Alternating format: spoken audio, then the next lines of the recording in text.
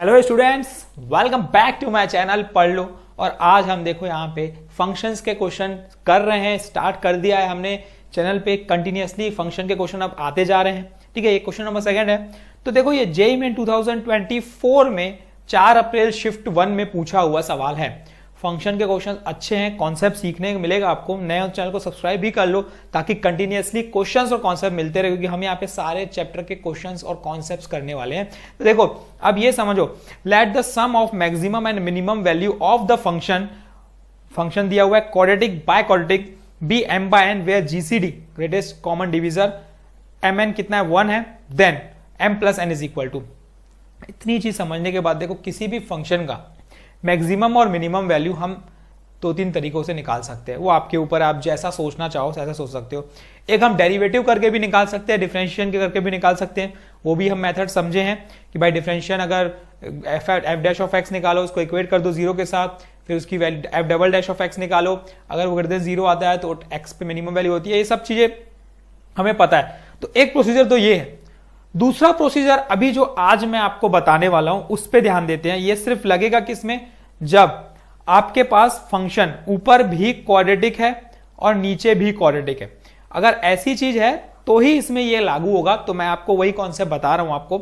इसमें हम quadratic equation बनाएंगे और क्वाड्रेटिक इक्वेशन बनाने के बाद y के टर्म्स में, और उसमें हम d को ग्रेटर देन इक्वल टू 0 करेंगे। ये इंपॉर्टेंट कंडीशन है भाई। एक प्रोसीजर है जो हम करते हैं। अब इसकी डिटेल में आपको बाद में बताएंगे, ठीक है। फिलहाल कॉन्सेप्ट ये समझो कि अगर क्वाड्रेटिक बाय क्वाड्रेटिक होता है तो हमें सिर्फ इतना करना है कि क्वाड्रेटिक बाय क्वाड्रेटिक में हमें डी को क्या कर लेना है, ग्रेटर देन इक्वल टू 0 लेना है ना, y के टर्म्स में लेके। तो देखो कैसे किया जाता है, उसके बाद हम सॉल्व करेंगे। देखो समझो, अब इतनी चीज आपको समझ में आ चुकी है। अब समझते हैं देखो कैसे करना है।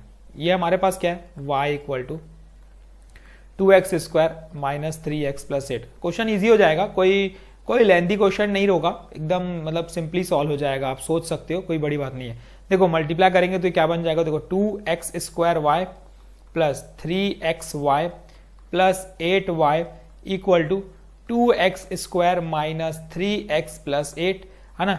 एक्स स्क्वायर वालों को एक साइड ले जाएंगे, अगर इसको इधर ले जाऊंगा तो ये मेरा 2x स्क्वायर बाहर हो जाएगा और अंदर बनेगा y माइनस 1, ठीक है। प्लस वैसे ही ये वाले x वाले टर्म्स, यहाँ पे क्या है, ये हमारा कौन सा टर्म है भाई, 3xy। तो ये 3x बाहर, अंदर आया y माइनस 1, यही आ गया ना। इसकी उधर जाएगा y प्लस 1 हो जाएगा, सॉरी माइनस 3 है प्लस हो जाएगा प्लस 8, ठीक है, y माइनस 1 इक्वल्स टू 0। अब देखो मुझे दिख रही है क्वाड्रेटिक इक्वेशन बन चुकी है ना y के टर्म्स में।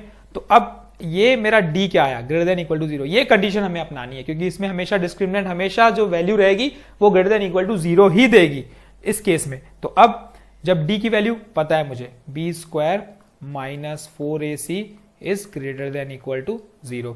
b क्या है, देखो b क्या है, b है हमारा 3 इंटू वाई प्लस 1, ये b है 3 इंटू वाई प्लस 1 का whole square minus 4 into a क्या है, a मेरा है ये 2 into y minus 1, 2 into y minus 1 है ना। और c क्या है, 8 इंटू y minus 1 is greater than equal to 0, यही है ना। देखो लेते हैं 8 इंटू वाई माइनस 1, ठीक है।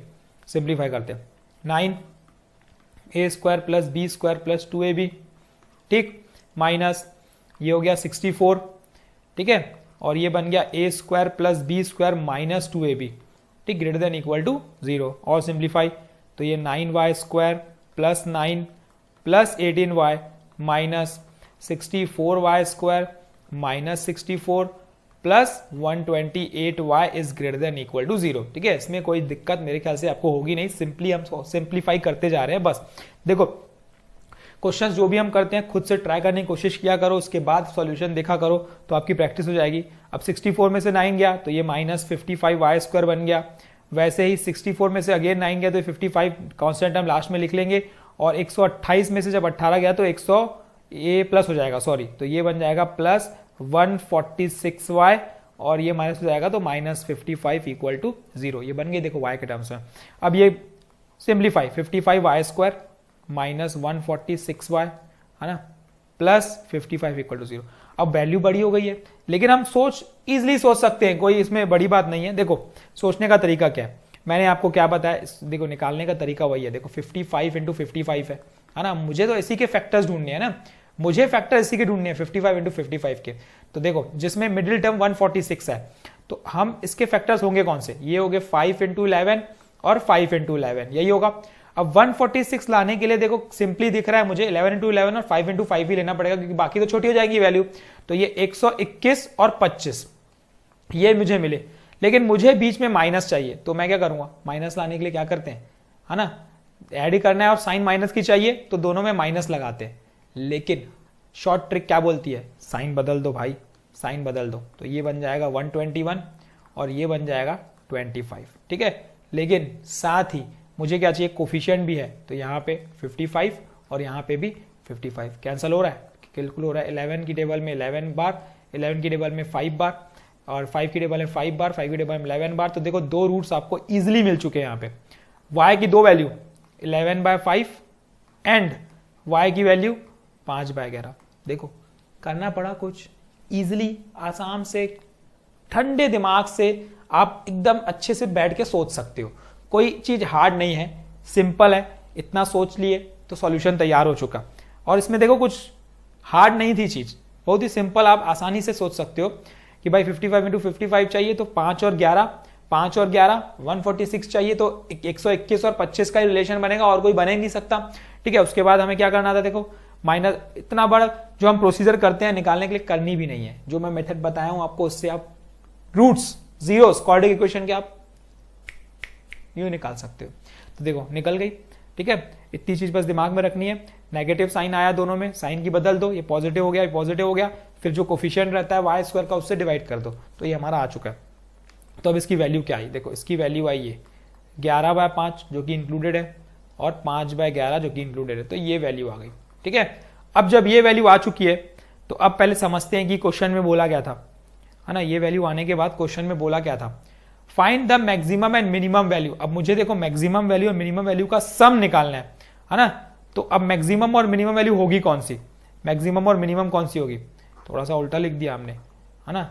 इसको मिनिमम वैल्यू होगी हमारी 5/11 और मैक्सिमम वैल्यू होगी हमारी 11/5, तो ये हो गई मिनिमम, ठीक है, और ये हो गई मैक्सिमम। और मुझे क्या करना है, सम करना है, तो सम कर देते हैं 5/11 प्लस 11/5, ठीक, कितना हो जाएगा सम इसका, ये हो जाएगा 121/25 146 डिवाइड बाय 55। अब ये किस फॉर्म में, इसका जो सम है वो m/n के फॉर्म में, ये बता दिया है, इसका जो सम है वो m/n के फॉर्म में है, ये बता दिया है।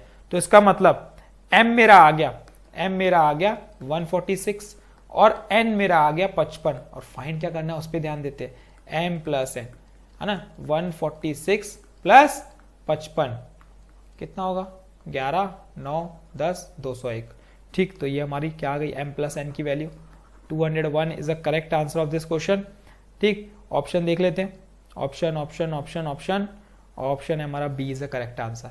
तो इस तरीके से सोचना था। क्वेश्चन कुछ था क्या, नहीं था बॉस, इजी था। एक ट्रिक हमें अपनानी है, अगर क्वाड्रेटिक बाय क्वाड्रेटिक आता है तो हमें एक ही ऑप्शन करना है, उसको सॉल्व करके क्वाड्रेटिक इक्वेशन बना के d greater than equal to 0 लगा देना है, कभी भी जो भी क्वेश्चन इस टाइप का दिखा।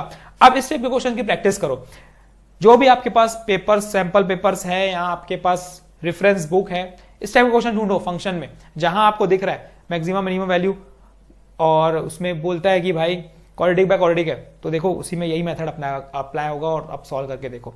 तो thank you, all the best, keep practising. हम फिर मिलेंगे एक नए क्वेश्चन के साथ, तब तक के लिए समझो, प्रिपेयर करो, प्रैक्टिस करो, प्रैक्टिस प्रैक्टिस प्रैक्टिस प्रैक्टिस। मैं एक ही चीज बोलता हूं बार बार, अगर मैथमेटिक्स स्ट्रॉन्ग करनी है तो मोर प्रैक्टिस लगेगी। तो thank you and keep practising.